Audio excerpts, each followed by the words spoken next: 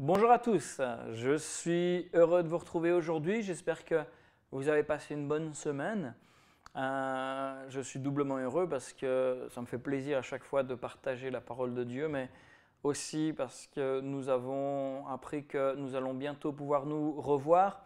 Alors nous attendons les consignes, les consignes qui viennent de l'État, qui ont été discutées avec le synode.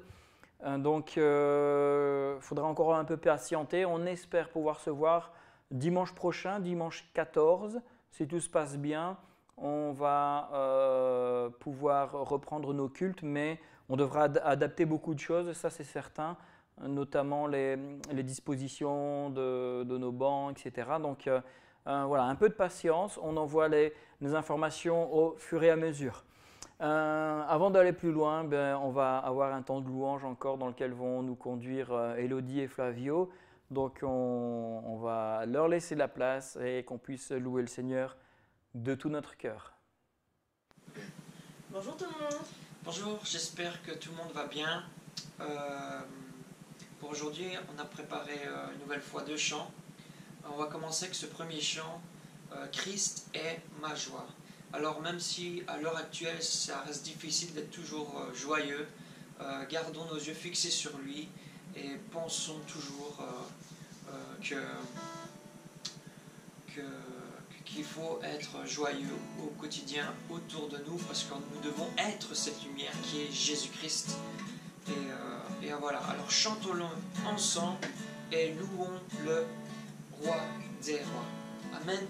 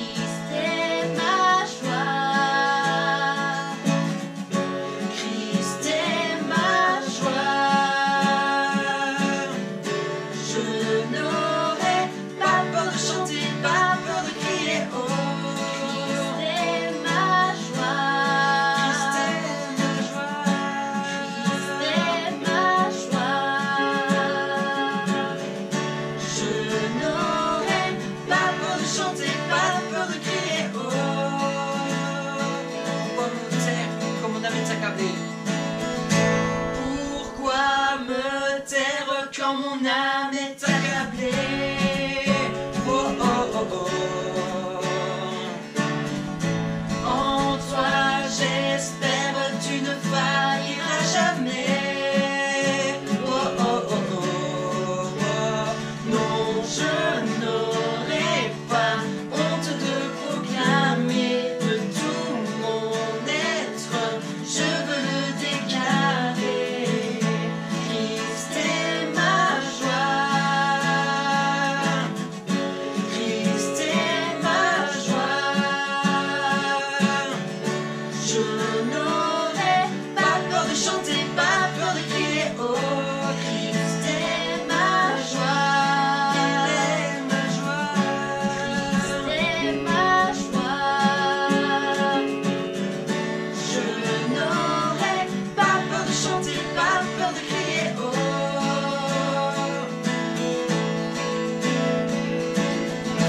Pourquoi me taire quand mon âme est accablée? Oh, oh, oh, oh. En toi j'espère, tu ne failliras jamais. Oh, oh, oh, oh, oh. Non, je n'aurai pas honte de proclamer mon être. Je veux le déclarer. Christ est ma joie.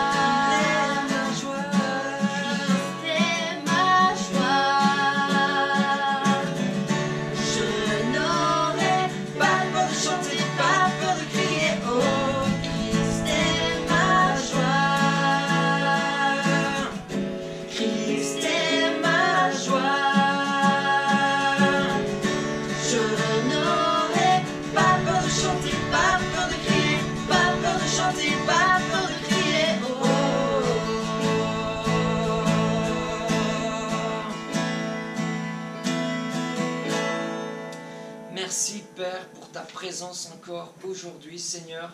Nous voulons te glorifier, nous voulons te louer, Seigneur Jésus. Merci pour tout ce que tu as accompli et ce que tu fais encore aujourd'hui. Les nouvelles avancent, Seigneur, et nos cœurs sont joyeux parce qu'un jour, nous allons pouvoir nous retrouver en famille, ensemble. Et nous voulons te dire merci, Père, parce que tu es vivant et parce que tu agis. Amen. Amen. On va continuer avec un chant. Oui, je te célèbre. Alors chantons-le.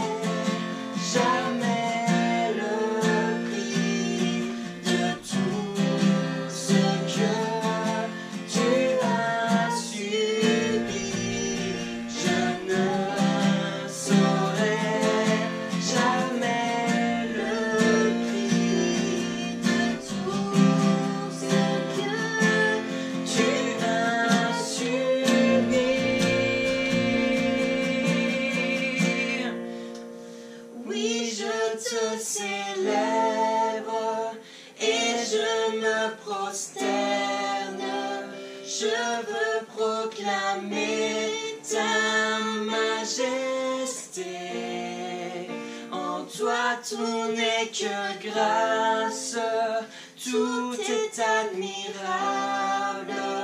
Dieu, tu es si grand et bon pour moi. Oui, je te célèbre et je me prosterne. Je veux proclamer ta majesté. En toi, tu que grâce, tout est admirable. Dieu, tu es si grand et bon pour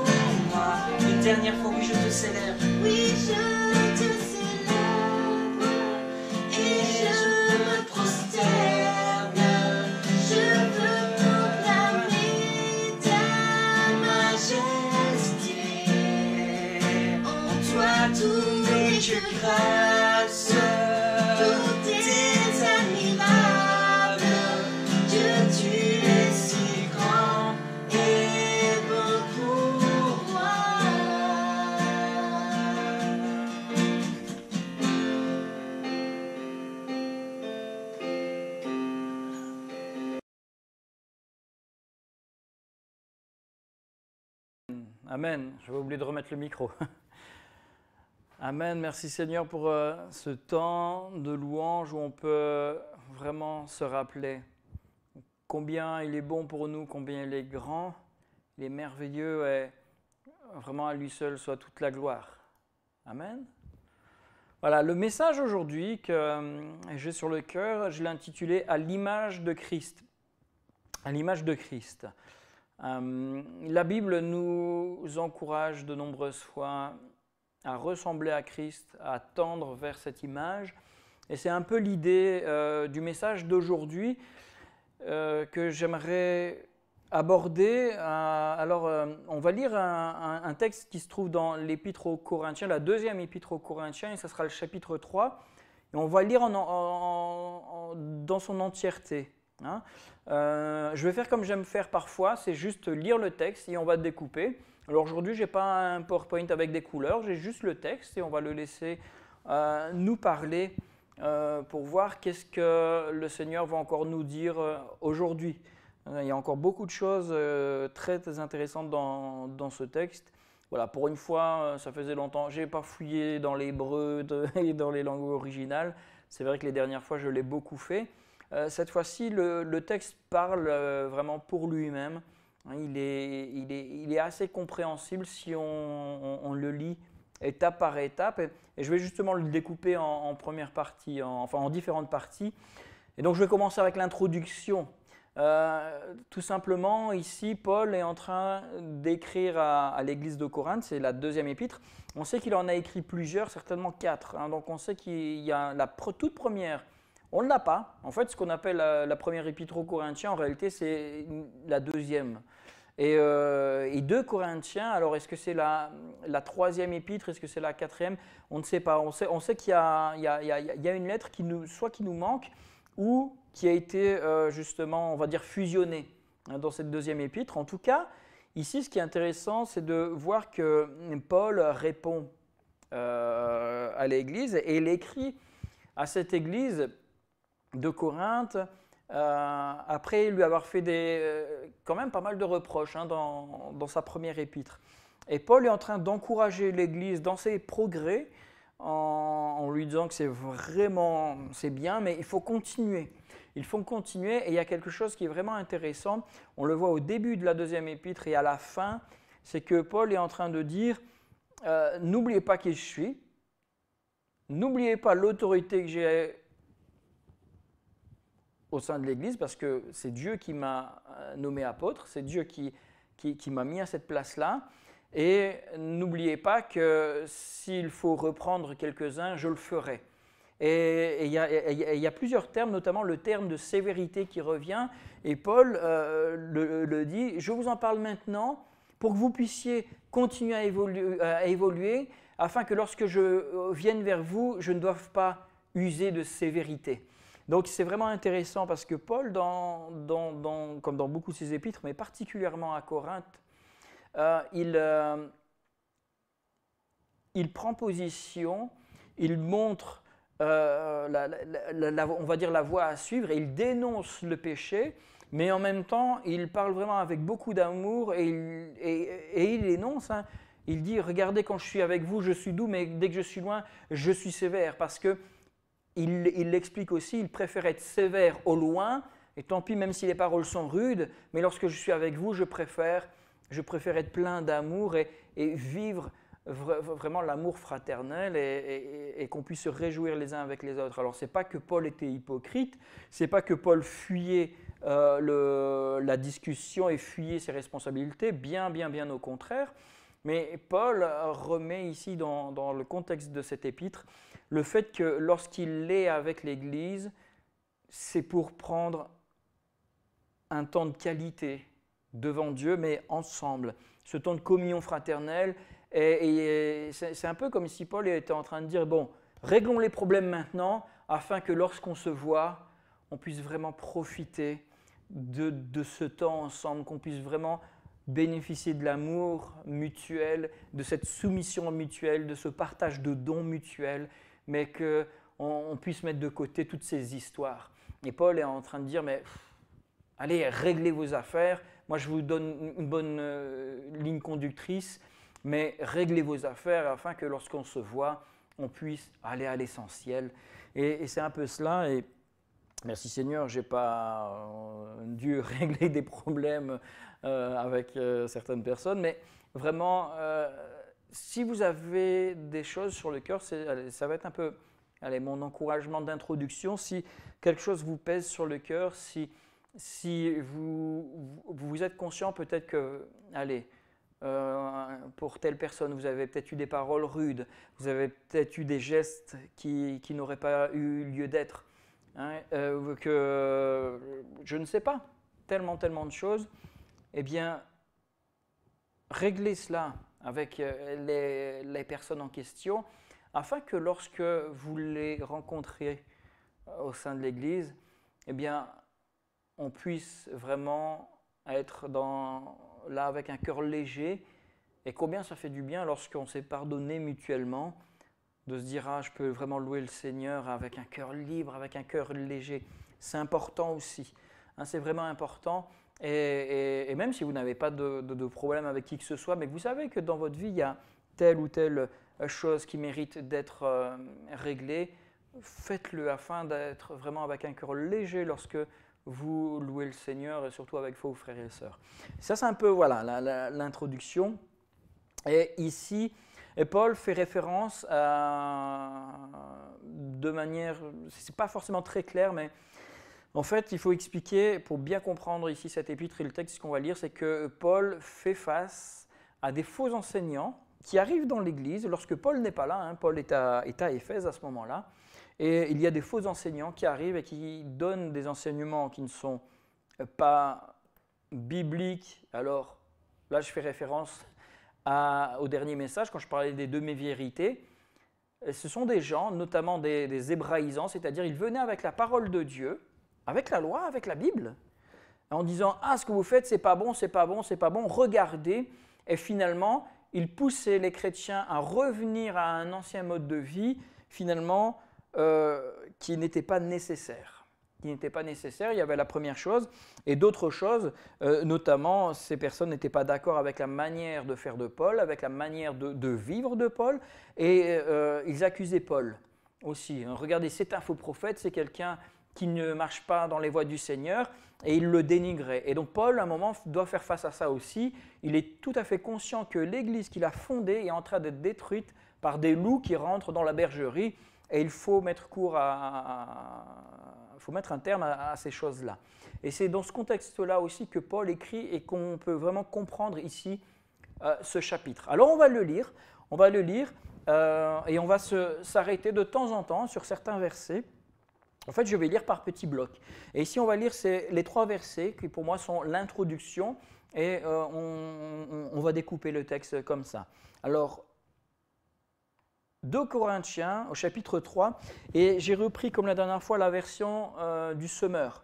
Parce qu'elle est un peu plus claire, un peu plus facile à comprendre.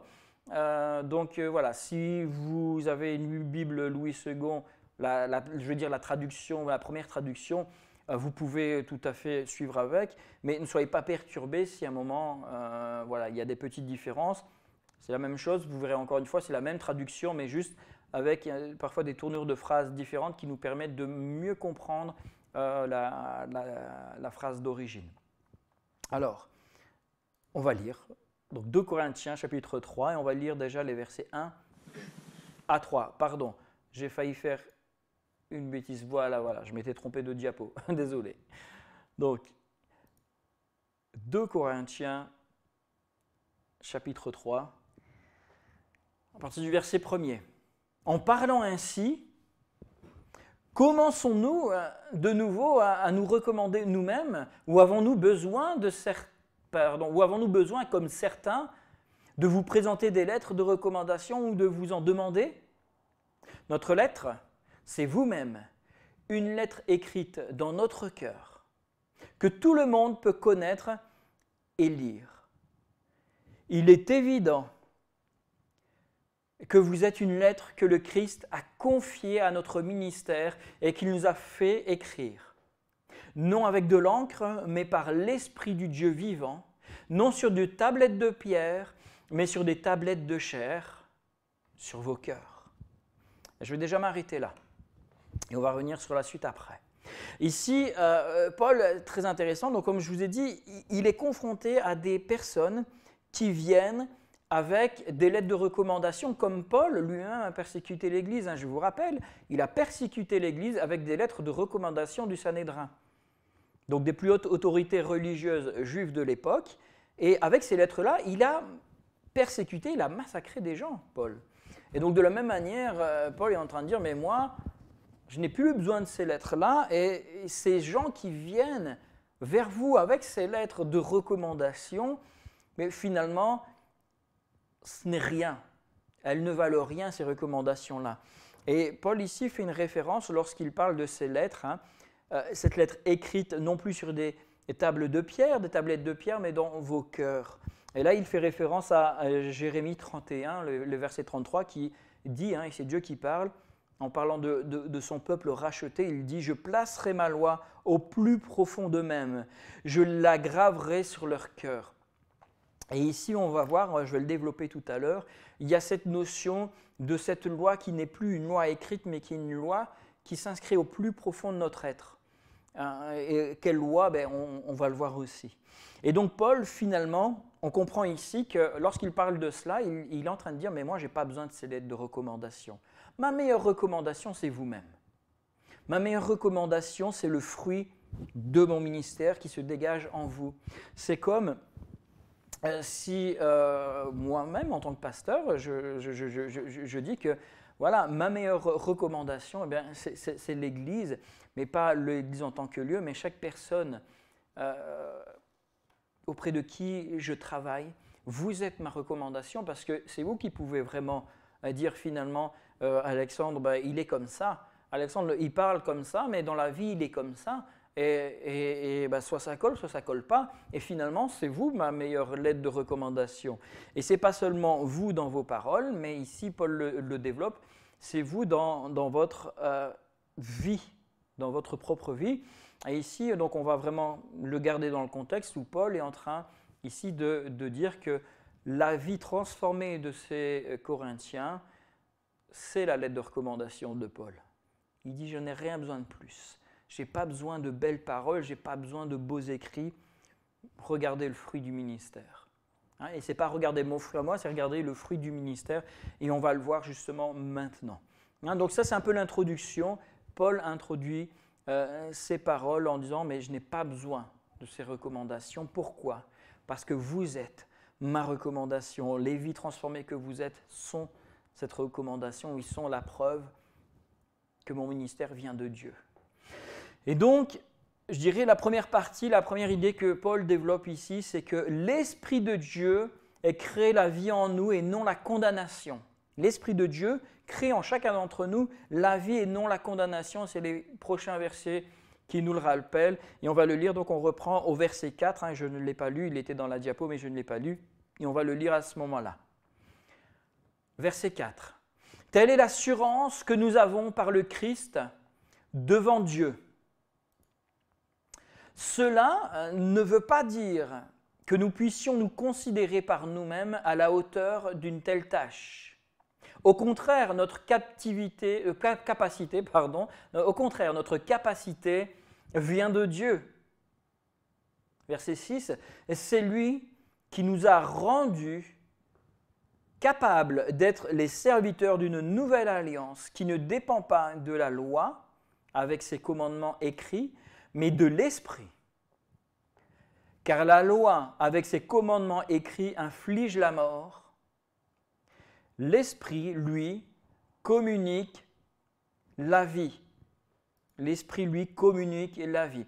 Et ici, Paul est en train de reconnaître et de mettre en avant, comme je l'ai dit, que sa lettre de recommandation, ce ne sont pas des écrits, ce ne sont pas des belles paroles, ce sont des vies transformées. C'est pour ça que le verset 4 dit « Telle est l'assurance que nous avons ».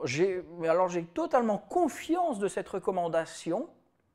Pourquoi? Je dirais même d'autant plus parce que Pas seulement parce que je suis certain d'avoir fait un bon travail, mais parce que je reconnais que ce travail et cette transformation ne vient pas de moi, ne vient pas de mes efforts à moi, mais c'est l'Esprit, c'est l'œuvre de l'Esprit de Dieu dans la vie de chaque croyant. Et donc finalement, ce qui était ici l'assurance de Paul, c'était que lui, il faisait son travail, mais ce n'était pas lui qui transformait les vies, c'était l'Esprit de Dieu. Et c'est pour ça que moi j'ai l'assurance en tant que pasteur je ne m'inquiète pas. Est-ce qu'une vie est transformée ou pas? Oui, je le prends à cœur si une vie n'est pas transformée, mais je ne m'inquiète pas. Mon but à moi, c'est d'agir et d'être un outil entre les mains de Dieu, mais le reste, c'est l'œuvre du Saint-Esprit. Et de la même manière, lorsque vous parlez de votre foi autour de vous, ne vous inquiétez pas de vous dire si mince, est-ce qu'il a accepté? Il me dit qu'il a accepté, mais sa vie n'est pas encore transformée totalement. C'est pas c'est pas votre problème, c'est pas votre job, c'est le travail du Saint-Esprit. Vous devez juste vous inquiéter d'être ces outils entre les mains de Dieu, et le reste, c'est le Saint-Esprit qui fait son œuvre. C'est d'ailleurs ce que Jésus nous enseigne lorsqu'il donne cette parabole de la petite graine de moutarde. Il dit le royaume de Dieu est semblable à une graine de moutarde. Donc, pour parler de ce tout petit commencement qui va devenir quelque chose de très très grand, et plus loin, après, il prend cette parabole en disant, voilà, lorsque celui qui a semé a bien fait son travail, il ne commence pas à réfléchir, est-ce que je ne devrais pas aller aider la graine? Non, il laisse la nature faire son travail, et lorsque le temps sera venu, la plante sortira de terre et deviendra ce qu'elle doit devenir. Mais son travail, c'était de semer. Et nous, notre travail, c'est de semer en évangélisant, de prendre soin, d'arroser en prenant soin des uns des autres, mais on n'a pas à aller au-delà, parce que le reste, c'est le Saint-Esprit qui fait l'œuvre. Et alors, on est là pour accompagner. Alors, voilà, je ne vais pas trop m'éloigner, mais c'est vraiment l'idée que c'est le Saint-Esprit qui fait l'œuvre à l'intérieur. Et ici, Paul, c'est intéressant, il oppose la loi et l'esprit. En opposant la loi et l'esprit, il impose finalement la loi et la grâce. Et c'est comme ça qu'il termine avec cette phrase, car la loi avec les commandements écrits inflige la mort, l'esprit, lui, communique la vie. Dans la traduction, donc Louis II, on connaît cette phrase, la lettre tue, mais l'esprit vivifie. Quand on parle de la lettre, ici c'est la lettre écrite, c'est le texte écrit, c'est vraiment le texte de loi, c'est la loi écrite, inflige la mort, et l'esprit, lui, vivifie. C'est intéressant. Ce n'est pas la loi elle-même qui cause la mort, mais la loi produit finalement la mort. Pourquoi? Parce que face à la loi, on est tous coupables. Parce que face à la loi, on est tous pécheurs. Et c'est pour ça que ces gens pouvaient venir dans ces églises en disant, mais regardez, mais Paul est pécheur, Paul est mort. Paul ne vaut rien, Paul, regardez tout ce qu'il a fait. Et en utilisant la parole de Dieu, finalement, on condamnait l'œuvre de Dieu même. Ce n'est pas seulement Paul qui était condamné ici, qui était pointé du doigt, c'était l'œuvre de Dieu. Et ici, Paul met quelque chose de bien, bien clair en avant, c'est que si j'utilise la parole de Dieu comme ça, bien sûr, tout le monde est condamné, tout le monde est condamnable, et à la fin, qu'est-ce qui en résulte? La mort et rien d'autre. Mais je ne vis pas sous le poids de la loi, je vis sous la grâce de Dieu, parce que cette grâce, et on va le voir après, cette grâce prend cette vie en moi par le Saint-Esprit. Et le Saint-Esprit communique la vie. Toujours, le Saint-Esprit communique toujours la vie. Et finalement, Paul ici oppose ainsi son ministère, qui est le fruit de l'action de l'Esprit. Il l'oppose finalement à celui et aux œuvres de ceux qui veulent venir et imposer la loi. Et finalement, en venant imposer la loi pour ne pas pécher, pour nous protéger, pour « Ah mince, mais il nous arrive ceci, il nous arrive cela », mais c'est certainement parce qu'on n'a pas obéi à la parole de Dieu. Donc finalement, on vient remettre la loi et on vient se condamner. On vient se mettre un poids de mort. Et j'ai envie de dire un esprit de mort. Alors attention, je ne parle pas de démon ici, mais d'esprit de mort dans le terme de pensée.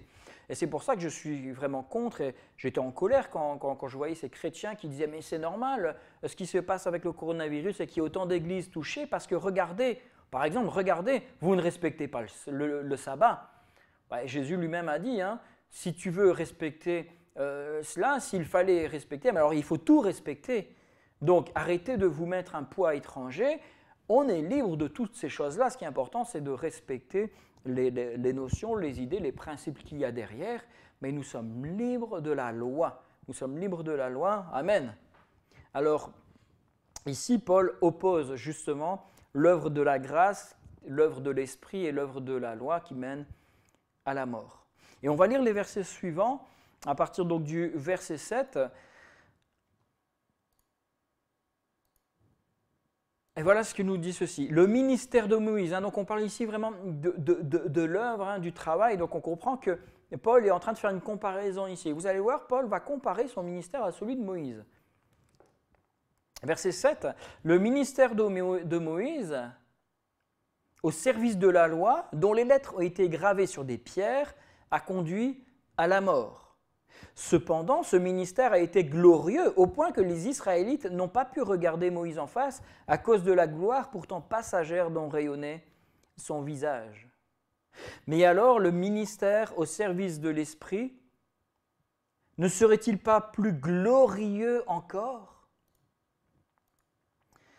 En effet, si le ministère qui a entraîné la condamnation des hommes a été glorieux, combien plus glorieux est celui qui conduit les hommes à être déclarés justes par Dieu. On peut même dire que cette gloire du passé perd tout son éclat quand on la compare à la gloire présente et qui lui est bien supérieure. Et on va juste lire le verset 11. Oh, pardon. Car si ce qui est passager, a été touché par la gloire, combien plus grande la gloire de ce qui demeure, combien plus grande sera la gloire de celui qui demeure éternellement.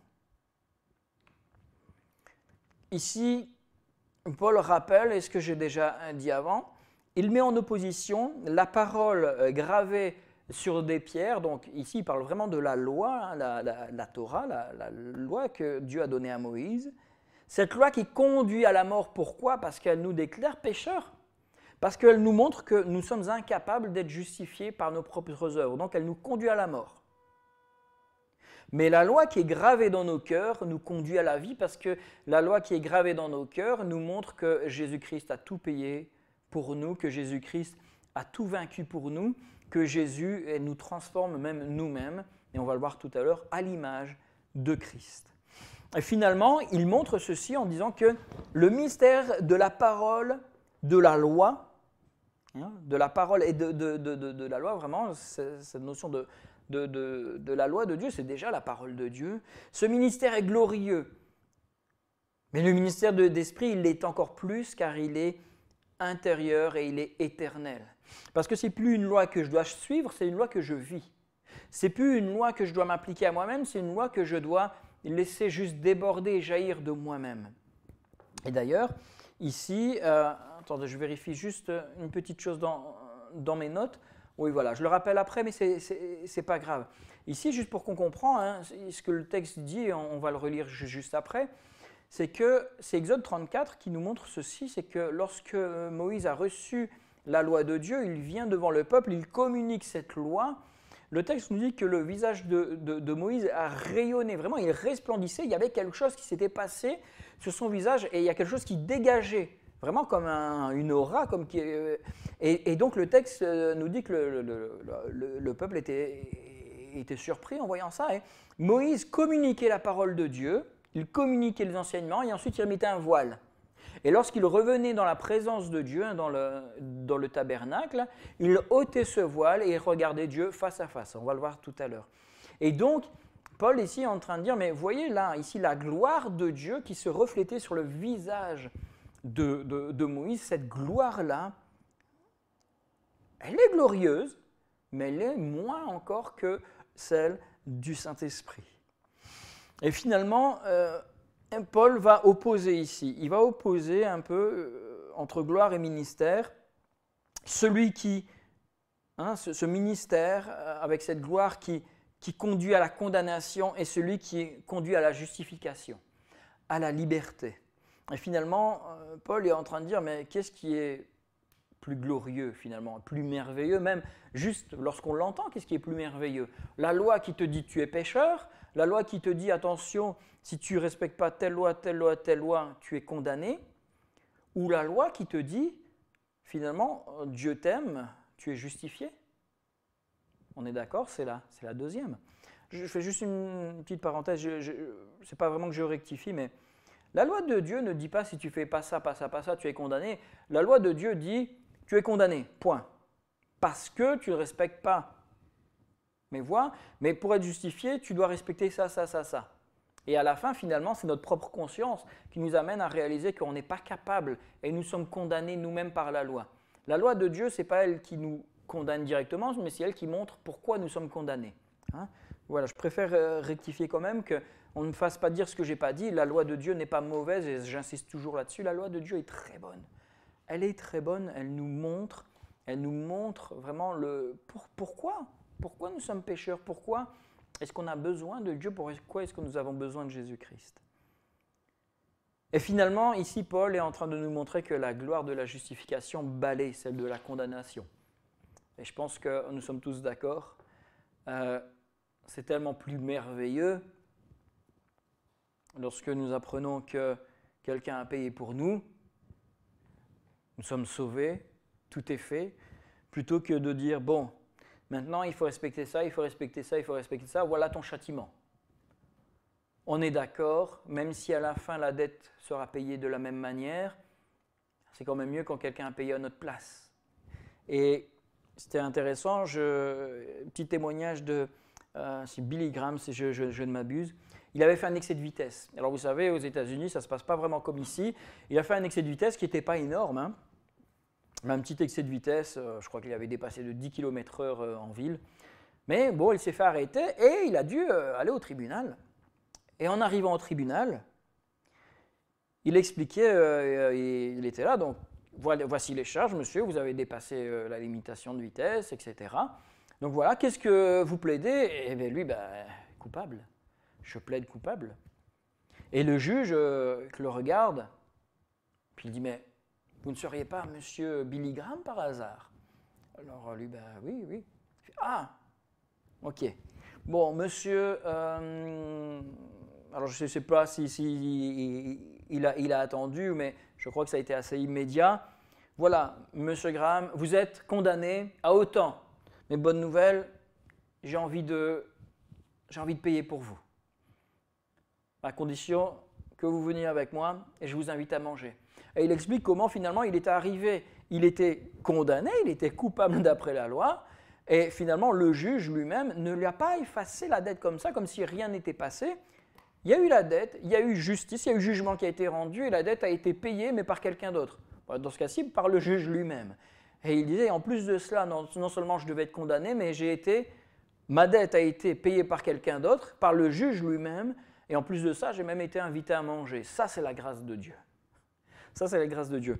Et j'ai envie de dire, pour moi, ça représente vraiment la grâce de Dieu, parce que c'est ce que Dieu nous propose. Il nous propose non seulement de payer à notre place, parce qu'il l'a déjà fait, mais il dit, est-ce que tu acceptes de revendiquer le fait que mon fils a payé pour toi? J'ai envie de dire, on serait stupide de dire non. Et en plus de ça, il dit, bon, si tu acceptes, bonne nouvelle, il y a un festin merveilleux qui t'attend. Et on appelle ça les noces de l'agneau dans la Bible, un temps où on sera tous ensemble et on mangera avec le Seigneur, on se réjouira, on fera la fête. Et ça, c'est merveilleux, c'est la promesse qui nous attend. Donc finalement, ce ministère de cette parole-là est quand même bien plus glorieux que celui qui nous rappelle que nous sommes condamnés et pécheurs. Et je pense que juste sur ce principe-là, on ne peut pas être contre les paroles ici que Paul nous donne. Alors on va lire la suite. La suite, à partir du verset 12, qui nous montre que l'œuvre du Saint-Esprit en nous est éternelle. Il est éternel pour nous, mais chose qui peut nous surprendre, il jette un voile sur celui qui refuse de croire. Et on va le lire, on va lire ce texte. Donc on va reprendre à partir du verset 12 qui nous dit ceci. Cette espérance nous remplit d'assurance. Et quelle espérance? Nous ne faisons pas comme Moïse, qui couvrait son visage d'un voile pour empêcher les Israélites de voir la réalité vers laquelle tendaient ceux qui étaient passagers, ou quelque chose qui touche à sa fin, ou la fin de quelque chose qui fait que passer. C'est provisoire. Verset 14, « Mais leur esprit est devenu incapable de comprendre aujourd'hui encore. Lorsqu'ils lisent le livre de l'Ancienne Alliance, ce même voile demeure. Il ne leur est pas ôté, car c'est dans l'union avec Christ qu'il est levé. Aussi, jusqu'à ce jour, toutes les fois que les Israélites lisent les écrits de Moïse, un voile leur couvre l'esprit. Mais comme le dit l'Écriture, lorsque Moïse se tournait vers le Seigneur, il ôtait le voile. » Verset 17. « Le Seigneur, dont parle le texte, c'est l'Esprit. Et là où est l'Esprit du Seigneur, là règne la liberté. » Très fort.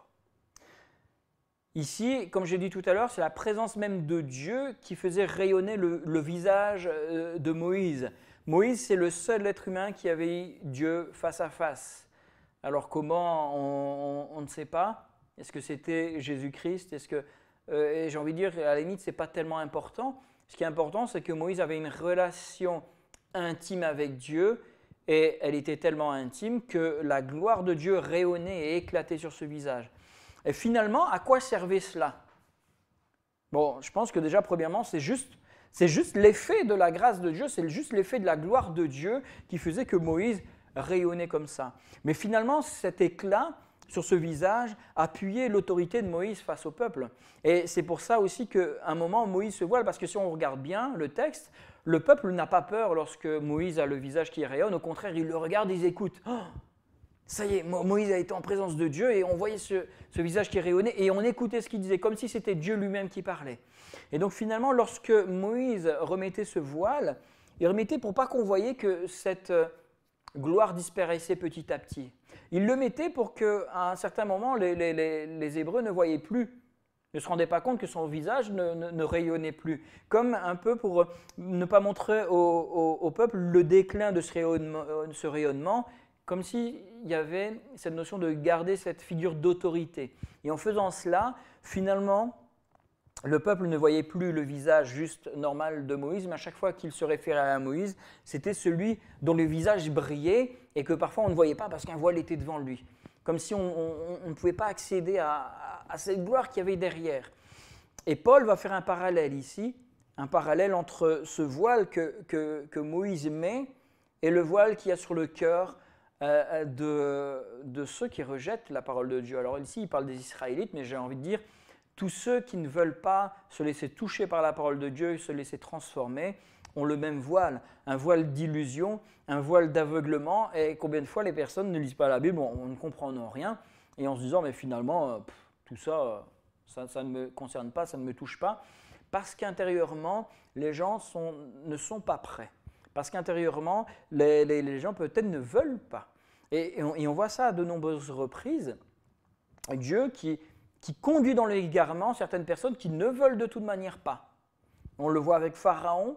Pharaon, Dieu endurcit son cœur. Pourquoi? Parce que Pharaon a décidé de ne pas libérer le peuple. Il a décidé qu'il n'allait pas répondre positivement. Donc Dieu endurcit son cœur afin de faire éclater sa gloire. Comme si d'un seul coup, Dieu dit, mais tu ne veux pas, eh bien alors je vais faire de toi ce que je veux pour faire éclater ma gloire. On voit un peu la même chose avec Saül. Lorsqu'on regarde un peu, on voit que Saül est devenu presque une marionnette entre les mains de Dieu parce que Saül avait des idées, il avait des manières de faire et il avait décidé de ne pas obéir à Dieu à un certain moment. Et d'ailleurs, Dieu lui dit à travers Samuel, puisque tu ne veux pas, puisque tu en as fait qu'à ta tête et tu n'as pas suivi mes commandements, eh bien ton règne ne durera pas. Hein, et on le voit, finalement, ce n'est pas que Dieu se plaît à jeter un voile et à mettre dans les garments, mais finalement, vu qu'ils ne veulent pas, eh ben, je vais les utiliser pour ma gloire, pour faire ma volonté. Et j'ai envie de dire, je pense que c'est peut-être la même chose qui s'est passée avec Judas. Judas qui a trahi Jésus, pourtant Judas a été témoin des mêmes choses. Mais Judas, certainement, au fond de son cœur, avait décidé, et Dieu s'est servi de lui, parce que Judas avait consciemment choisi de ne pas suivre et de ne pas obéir à un certain moment. Et voilà, tout cela pour dire que ce n'est pas Dieu qui voile par plaisir, mais certains sont aveugles, se plaisent dans leur aveuglement et Dieu les laisse dans cet aveuglement. Et à travers cet aveuglement, il décide de faire éclater sa gloire. Mais Paul va expliquer que c'est l'Esprit de Dieu, finalement, qui faisait rayonner sa gloire sur Moïse à travers cette intervention externe. Et là, la différence, c'est que nous ne rayonnons pas à cause d'une gloire externe, mais intérieure. Dieu était en face de Moïse, il reflétait sur Moïse et ça rayonnait. Et ici, Paul nous mène sur ce message magnifique que finalement, Moïse pouvait, lorsqu'il était en présence de Dieu, ôter ce voile. Alors, en fonction des traductions, juste ce texte-là, le verset 16 nous dit « Lorsque Moïse se tournait vers le Seigneur, il ôtait le voile ». Il y a une autre traduction aussi, je vais vous expliquer pourquoi elle est différente, qui dit « Lorsque certains se tournent, ou le cœur de certains se tourne vers le Seigneur, le voile est ôté ». Alors pourquoi ? Parce qu'en grec, j'ai regardé le texte, on nous dit juste que et lorsqu'on se tourne, en fait, c'est la troisième personne. Donc, on ne sait pas. C'est pas clair si on parle de Moïse, si c'est la continuité, est-ce qu'on parle de Moïse, est-ce qu'on parle de les gens en général. Lorsqu'on se tourne vers Dieu, il n'y a plus ce voile. En tout cas, ce qui est certain, c'est qu'il y a cette notion, que je sois Moïse ou les autres, c'est exactement le même message finalement. C'est cette notion que, mais lorsqu'on se tourne vraiment vers Dieu, il n'y a plus de voile. Il n'y a plus de voile. Pourquoi ? Parce que Dieu nous a proposé une relation libre, une relation intime avec lui à travers Jésus-Christ. Et c'est pour ça que Paul, ici, terminait ce verset 17 en disant « L'Esprit dont parle le texte, le Seigneur dont parle le texte, c'est l'Esprit. Et là où est l'Esprit du Seigneur, là règne la liberté. » Et donc finalement, ce qui faisait rayonner le visage de Moïse, c'était le Saint-Esprit qui rayonnait sur Moïse. Et Paul est en train de nous rappeler, n'oubliez pas, c'est le Saint-Esprit et finalement, le Saint-Esprit est en vous. Et là où est le Saint-Esprit, là est la liberté. La liberté de quoi ? La liberté de s'approcher de Dieu. La liberté parce qu'il n'y a plus de condamnation. La liberté parce que Dieu a dénoué nos liens, parce que Dieu a ouvert nos prisons. Pas cette liberté de faire n'importe quoi, hein, mais cette liberté parce que plus rien ne nous sépare de lui. Et cette liberté d'être qui nous sommes en lui pleinement. Alors qui nous sommes, c'est retrouver cette identité que Dieu avait pour nous de toute éternité, mais aussi être qui nous sommes, se laisser transformer et juste être, si je suis quelqu'un de joyeux, qui aime chanter, eh bien, retrouver cette liberté en lui. Si je suis quelqu'un qui, au contraire, aime tout cela, mais a besoin de ce temps de méditation, ce temps de silence pour louer mon Dieu, eh bien, c'est aussi être pleinement ça, et pas me sentir accusé par l'un ou par l'autre. Hein, et je parlerai bientôt de la sagesse et de la sobriété. Je relisais un ancien message que j'avais prêché il y a 2 ans sur la sobriété.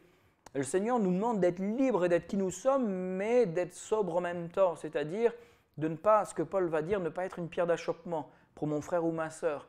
Et donc si finalement je sens que j'ai besoin de vouloir mon Seigneur, mais que je le fasse, mais pas si je choque à gauche ou à droite, hein, et si je choque, eh bien, mais que c'est plus fort que moi, alors à moi de trouver un autre moyen. Hein, comme on a eu des sœurs qui ont déjà fait, Sonia et Nadège, je le dis souvent, mais moi j'ai aimé le jour où j'ai vu ça, je ne sais plus du tout quel chant c'était, et elles avaient envie de bouger, et elles se sont mises au fond de la salle, elles ont bougé, elles n'ont dérangé personne, et elles ont loué le Seigneur de tout leur cœur. Et quand j'ai vu ça, je dis, ah merci Seigneur, ça c'est la louange. La louange où on exprime pleinement qui on est et finalement on ne dérange personne, on ne choque personne. Et ceux qui préfèrent finalement être plus calmes parce que c'est dans leur personnalité, eh bien c'était bien et eux aussi ont eu leur temps de louange comme ça leur parlait, comme ils étaient. Ils ont pu être entiers aussi. Donc ça c'est bon aussi. Toujours être sage. Hein. Soyons libres dans le Seigneur, mais soyons sages. Hein. Ne devenons pas des pierres d'achoppement pour qui que ce soit. Et ici, on va lire, on arrive au dernier verset, le verset 18, qui est un peu la conclusion, qui nous dit finalement que nous sommes l'image de Christ sur terre, avec tout cela qui précédait, finalement. On va lire ce texte, donc le verset 18, qui dit ceci, « Et nous tous, qui le visage est découvert, contemplons, comme dans un miroir, la gloire du Seigneur, nous sommes transformés en son image, dans une gloire dont l'éclat ne cesse de grandir. C'est là l'œuvre du Seigneur, c'est-à-dire l'Esprit. » C'est magnifique. C'est à travers l'Esprit. Vous voyez ici la tournure de phrase de la Semeur est plus claire que la Louis II qu'on lit souvent. C'est vraiment cette idée-là. C'est vraiment l'idée que c'est à travers l'Esprit, c'est l'Esprit qui fait cela en nous. Donc finalement, ici on voit quelque chose de fort, c'est que le voile est ôté parce qu'en Christ, l'œuvre de l'Esprit nous rend totalement libres et non seulement on est libre, mais cette œuvre est éternelle. Elle dure pour l'éternité. C'est pour ça que c'est ce que Paul dit, la gloire de ce ministère, mais il est encore plus glorieux parce que non seulement il nous rend libres, mais en plus il est éternel. Il n'est pas passager, il est éternel et la gloire est éternelle. Et la Bible nous dit que plus nous avançons avec Dieu, plus nous ressemblons à Christ et plus finalement nous allons tendre vers cette perfection et cette nature que nous allons retrouver auprès de lui qui est glorieuse, qui est merveilleuse. Et donc ici c'est vraiment cette notion. Nous qui avons le visage découvert, on n'a plus besoin de voile. Il n'y a plus de voile devant nous. Là, ici, je me remets à la place du peuple. Le peuple, lorsqu'il voulait voir la gloire de Dieu, finalement, il devait regarder Moïse. Et au bout d'un moment, il y avait un voile qui ne nous permettait plus. Et ici, Paul nous dit, mais finalement, c'est vous-même, de votre propre... Vous-même, vous accédez comme Moïse à cette propre gloire. Sans voile, sans rien. Et de la même manière que Moïse, cette gloire resplendit sur nous au final. Et c'est pour ça qu'il y a ici cette phrase qui dit « Nous tous qui le visage découvert, nous contemplons cette gloire comme dans un miroir. » Alors, contemplons, ici, là aussi, on pourra trouver des traductions différentes parce que le même mot veut dire à la fois contempler, regarder, mais refléter aussi. Ça veut dire exactement les deux mêmes choses. Et encore une fois, ici on voit, alors moi je vois une double idée, alors qui est très intéressante, c'est que je vois comme dans un miroir. Alors il faut se remettre à l'époque, les miroirs de l'époque, ce n'étaient pas les miroirs de maintenant. C'était une pièce généralement de cuivre, une pièce de métal, qui était sablée, qui était poncée. Et donc on regardait et on avait quelque chose qui n'était pas parfait. On n'avait pas la même vision que même nous dans un propre miroir. Lorsqu'on regardait, on voyait le contour et en fonction de la qualité de ce miroir, on se voyait plus ou moins bien. En fonction de la propreté de ce miroir, on se voyait plus ou moins bien aussi. Et donc le Seigneur, ici, est en train de nous dire que finalement, en fonction du miroir dans lequel on regarde, on voit le Seigneur de manière plus ou moins claire, mais regardez aussi ce que ça veut dire, c'est que nous sommes aussi ce miroir. Et les gens qui nous regardent, nous, finalement, lorsqu'ils regardent, ce n'est pas tellement nous qui voient, c'est le reflet de Dieu dans ce miroir. Et plus ce miroir est propre, plus le reflet est beau. Plus ce miroir est propre, plus finalement il voit Jésus-Christ. Et plus ce miroir est sale, plus il voit une vulgaire plaque. Une plaque d'airain. Paul lui-même va dire, si je n'ai pas l'amour, je suis une pièce d'airain qui résonne, une cloche qui résonne pas plus que ça.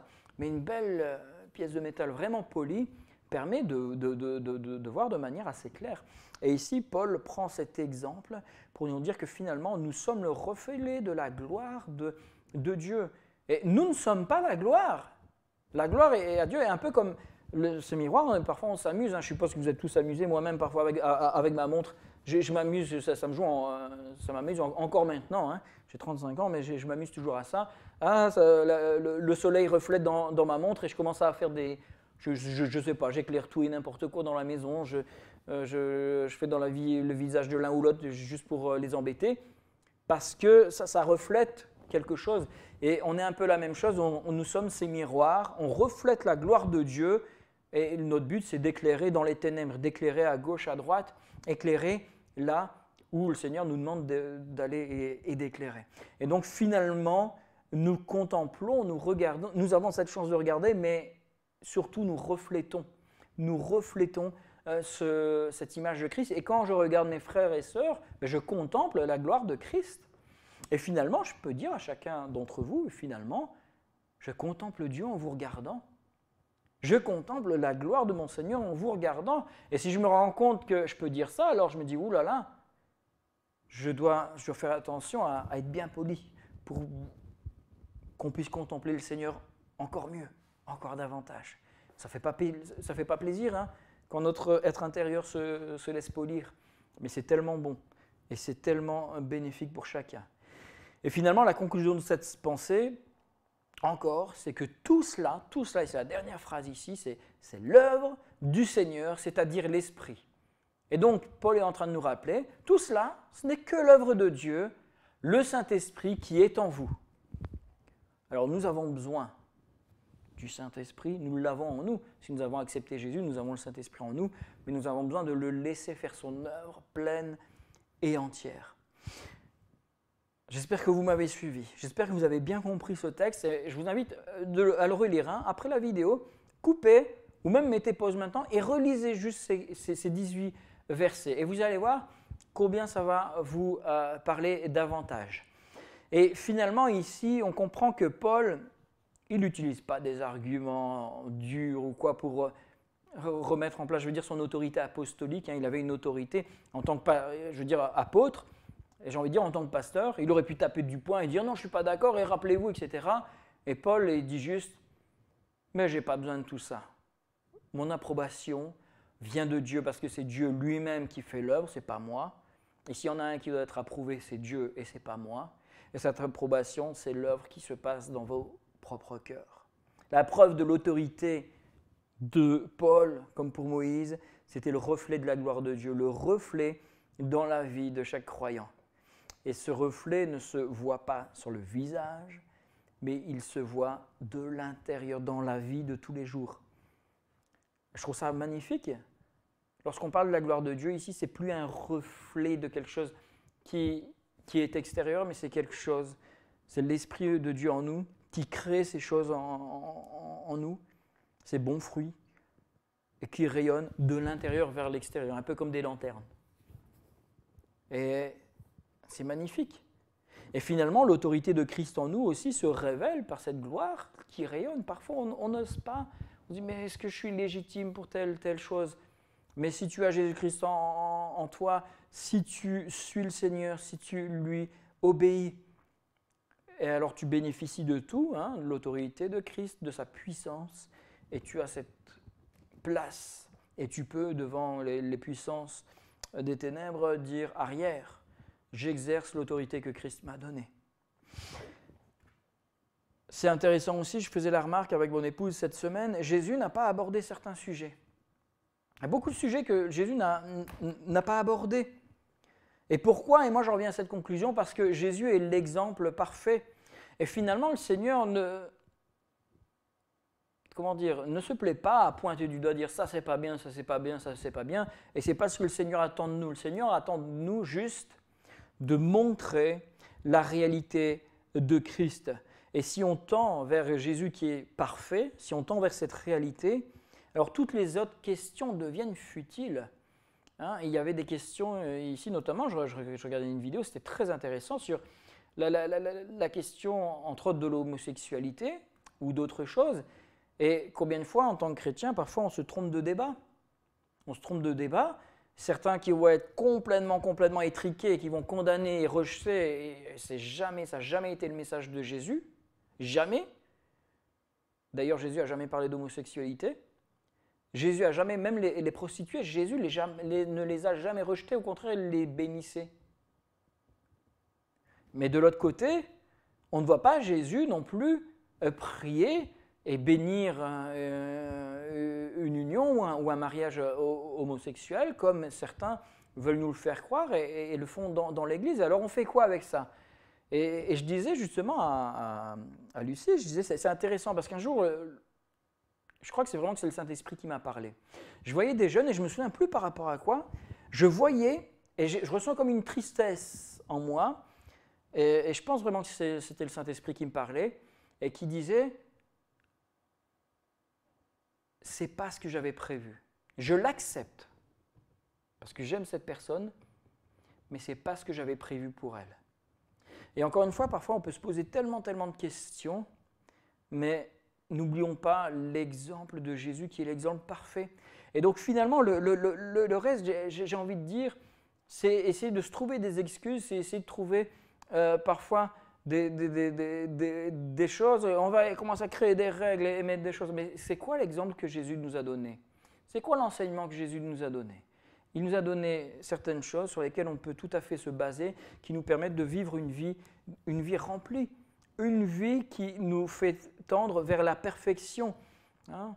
Et il y a tellement de domaines. Ici, bon, j'ai juste parlé ici très brièvement de ce point, mais il y a tellement d'autres choses dans nos vies de tous les jours où finalement on ne sait pas et on va commencer à créer des règles et commencer à dire on peut pas. Mais non, tendons vers la ressemblance à Christ et laissons le Saint-Esprit faire son œuvre et vous verrez bien qu'un jour ou l'autre, toute la gloire de Dieu va rayonner, va vraiment prendre toute sa place et on va se dire mais finalement ces discussions, elles ne nous concernent pas, mais avançons et laissons la gloire de Dieu rayonner en nous. Et combien de fois, je n'ai pas entendu des témoignages comme ça de personnes qui disaient, voilà, j'étais comme ça avant, j'étais comme ça, j'étais un voleur, j'étais ceci, j'étais cela, et c'était plus fort que moi, mais j'ai laissé Dieu faire son œuvre en moi, et c'est parti naturellement. J'ai été transformé naturellement, j'ai été changé naturellement. Moi-même, il y a des conceptions parfois que j'avais, ou des questionnements, sans aller plus loin dans la réflexion, sans étudier davantage le sujet, je me suis rendu compte que dans ma marche, le tri s'est fait naturellement. Et je me suis un jour dit, mais c'est vrai, tiens, tel sujet, il y a 3 ans, je ne pensais pas du tout comme ça. Mais maintenant, c'est devenu tellement clair. Et finalement, j'ai envie de dire, Jésus a pris tellement plus de place que ces autres éléments, mais finalement, ce qui n'était pas bon, ont disparu. Et je veux dire, la question ne se pose même plus. Et donc finalement, cherchons à ressembler à Christ et les autres choses où on n'est pas sûr et comment on doit agir et qu'est-ce qu'on doit faire, etc. Laissons ces questions de côté et avançons. Et avançons avec Dieu et laissons toute sa gloire rayonner. Avançons à l'image de Christ. Amen. Voilà, j'espère vraiment que vous allez pouvoir laisser ces paroles encore grandir et toucher votre cœur. Alors, je vais prier pour remercier le Seigneur, mais vraiment qu'on puisse laisser le Saint-Esprit encore faire cette belle œuvre en nous. Et je vous encourage, relisez. Hein, donc, 2 Corinthiens chapitre 3, c'est que 18 versets, relisez-les en entier. Merci Seigneur pour ta parole. Merci parce que tu nous fortifies, tu nous encourages, tu nous rappelles combien tu es bon, tu es merveilleux. Et vraiment, ta parole nous montre encore que tu es Dieu, tu es celui qui fait cette œuvre en nous et ce n'est pas nous qui devons nous inquiéter de ce que tu fais, mais c'est toi qui agis. Et merci Seigneur parce que je ne me glorifie pas de ce que je fais, je me glorifie de ce que tu fais. Et nous pouvons tous dire la même chose. Alors merci Seigneur pour ce que tu fais dans nos vies, merci pour ce que tu transformes dans nos vies et quand parfois nous ne nous sentons pas légitimes, aide-nous et rappelle-nous que ce n'est pas à nous à être légitimes, c'est toi qui es légitime. Et si je travaille pour toi, eh bien c'est toi qui fais l'œuvre et c'est ta légitimité, ce n'est pas la mienne. Aide-nous chacun à nous rendre compte que nous avons tous ce rôle, tous ce devoir de nous impliquer. Ce n'est pas juste le rôle des évangélistes à évangéliser. Ce n'est pas juste le rôle au pasteur à prendre soin des âmes. Ce n'est pas juste le rôle à l'enseignant d'enseigner. Bien sûr, tu as donné tous ces ministères pour établir, pour encourager, pour garder pour faire attention. Nous sommes là pour avoir l'œil ouvert, mais chacun à son niveau, chacun à sa place peut vraiment avoir cet impact et agir dans la vie des uns et des autres. Alors merci de nous le rappeler et de nous encourager à continuer dans cette direction et nous pousser à nous impliquer davantage tous les jours. Merci vraiment pour tout. Gloire à toi Jésus, dans le nom de Jésus-Christ. Amen. Amen, amen.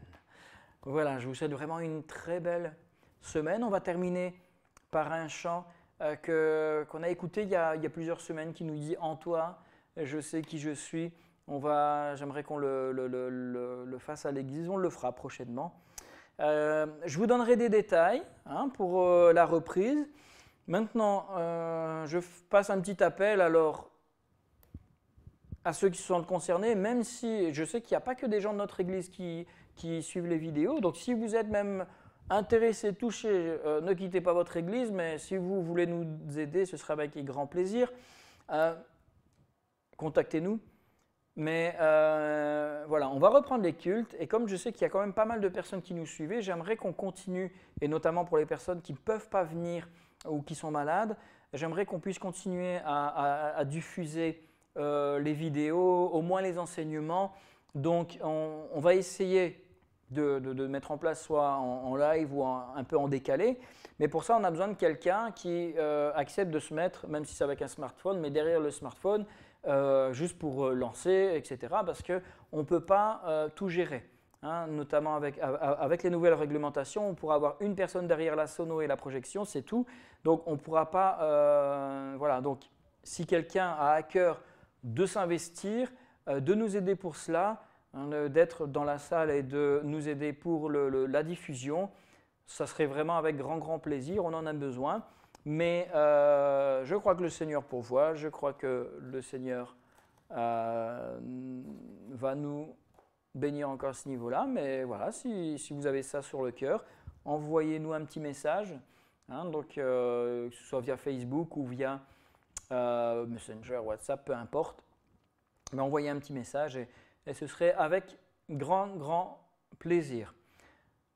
Voilà, je vous souhaite un bon week-end, une bonne semaine à tous et on se quitte avec ce chant « Je sais qui je suis ». Soyez bénis.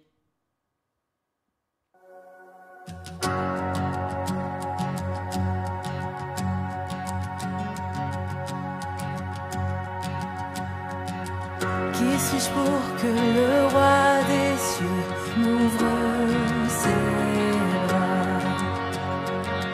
Perdu mais trouvé par sa grâce, son amour pour moi, son amour pour moi. Il m'a libéré, ma dette est payée, je suis enfant de Dieu,